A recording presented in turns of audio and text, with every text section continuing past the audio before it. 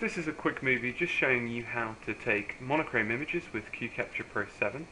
The first thing you'll see is the software is currently open and we have a driver tab on the right hand side. If we accidentally close this, which occasionally I do, we can just go straight to live and open it up. And I will get the live image here and then the camera controls here. Okay, first thing I'm also going to do after this is get the image histogram. And you can see there's virtually no light here straight off. So what I'm going to do is give some light to my sample and we'll see a little increase. But at the moment there's nothing, so I'm going to press Order Expose. Again, I'm going to get some form of image. Maybe I'll flip to another channel. But what a lot of us are going to want to do is not going to want to wait for long exposure times. We're probably going to want to set our exposure time to 100 milliseconds, as so, and it looks quite dark. And then on the histogram, hit auto range, and then ping, it's beautiful. And we can use different types of auto ranges. We could use a best fit, which allows us to set percentages high and low, or a true range, truly setting the darkest and the brightest pixels. I prefer best fit. I'm going to keep with that. Okay, so at the minute I have my live image and I can move it around, and as we know from the other videos about the setup, I can capture and I get another image which is probably going to go off to the side, but I'm just going to pull that in underneath and we're going to be in with my live image here. Okay, now this is a really critical bit. We have mechanisms inside this software to control both the preview and the acquired images.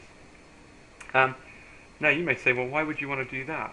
Some people like to have a preview where they actually set the preview to, say, a bin of 2x2, and they say, but I want the acquire to be 1x1, so I'm going to lock them together.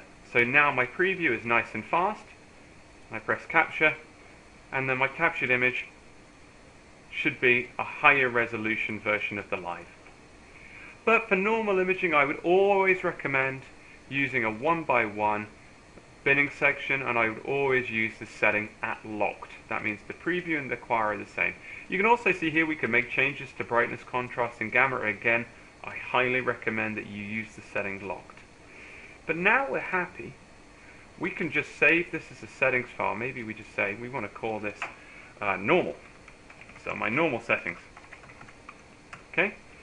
And you can see this is selected here. So if anyone comes in here and starts mucking with values, I can just say normal and everything jumps back to where it was. And you can also see it's in the top left hand corner of the screen as well.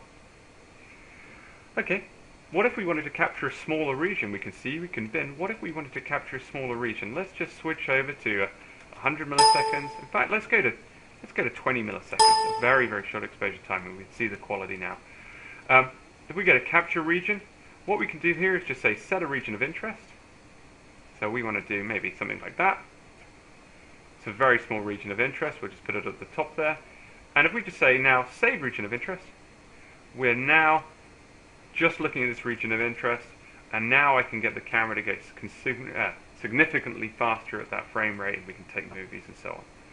But I'm just going to go back to normal, so I'm going to press reset. And I'm going to go back to my lovely, comfortable 100 millisecond exposure time. Okay, next up, let's go to the time-lapse options. We could either take a movie of, say, in this case, 30 images, and we could take them at every second or something like a time-lapse. Or we could say we want to do fast as possible, i.e. we want to get the camera to run in movie mode. Now, to make this work, we have to enable movie capture. You'll see currently it says capture at the top. When we click this, it says movie. And now I click movie, and again I get the frames being added. And when I'm done, I get a new tab, which is my movie tab, where I can actually play through images if I need to. Okay?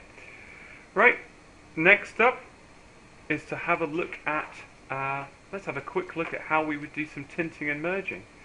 So I should get rid of this image. In fact, I'm going to do it closing all images, close all but this. No to the rest of them. So now I just have this one image open, my live image. And I'm pretty happy with where I am with this, I think. I'm actually, true, I'm going to turn off enable movie, so I get one image at a time. Or I just select normal settings, for which I'm happy. So I'm going to say capture this channel. Okay, so I have that captured image there. Again, I like things to be aligned nicely, so I'm going to put them next to each other evenly. And now I'm going to move on to a different fluorescent channel. Move it around. There we are, and I'm going to capture that one as well. And I should have that.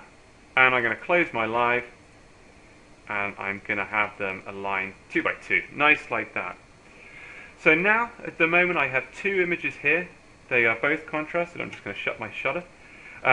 These are both auto contrasted, so my recommendation here would be, before I do any tinting or merging, to actually come in and to press Apply Display Range Changes. In fact, I'm going to add that to my Quick Access toolbar. So I'm going to apply for this image, click on this image, and apply. That makes life a lot easier when we're doing a composite merge.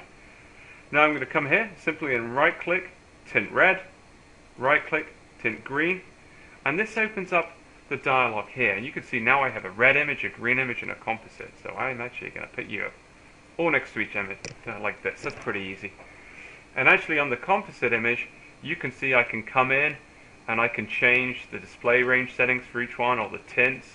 I can change the direction if they're not overlaid correctly and have different binnings. And I can actually turn them on and off blinking, which is pretty nice. In fact, if I just make that the single image and I just pop that onto full screen, we can now start to, zoom in and see where things are actually co-localized or whatever we're looking to do. Okay, and I'll stop the blinking, and now we'll go back to seeing the whole 3 images, just like that. And in fact, when I'm done with that, I'm going to turn that on. I'm going to say I'm happy with that. I'm pretty good. Apply, and I'm going to change, and I'm going to get rid of my color composite. That's kind of done with that. So now I have all 3. And again, I can use nice tools like locking and zooming to zoom into all 3 at the same time if I want to. Or if I want to be nice, I can just use F11 and just simply look at all of them at the same time and show a classroom, or just grab a screen grab of them as they are next to each other. So I think that's all pretty nice and easy to work with. Okay, we hope that helps. If you have any more questions, please contact your local sales office or dealer. Thanks.